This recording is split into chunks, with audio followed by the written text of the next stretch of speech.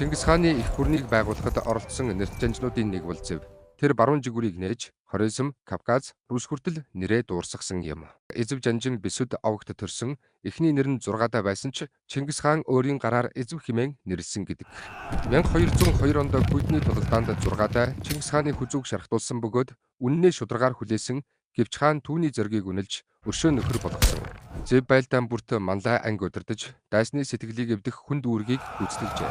Алтай улс Монгол цэрэг баруун зүг Бухархын байлдаан Чингис хаан түүнийг баруун хэд дэлгээж хүчлөгийг дарах даалгавар өгчээ. Зэв зөвхөн цэрэг хүчээр бус Мөхийн ард иргэдийн дэмжлэгийг олсон юм. Кавказ Калкамрны тулалдааны дөрөв Сүбэдийн нар Кавказыг туулж Рус хүртэл давшиж Калкамрны тулалдаанд ердөө 25 мянган цэрэгтэйгээр 130 мянган хавхуудныг тулцвчээ. Калкамрны ялалтын дараа Зэв Жанжин баруун зүгт аялж яваад 1223 оны орчимд нас баржээ. Дайнд бус энгийн өвчнөр өөд болсон гэдэг. Зэв Жанжин бол Монголын байлдан дагууллын хоёр их баган Сүбэдэтэй зэрэгцэх нэрт Жанжин, түүний стратеги ухаан Монголын эзэнт гүрний өрн зүг хэлэх суурийг тавьсан.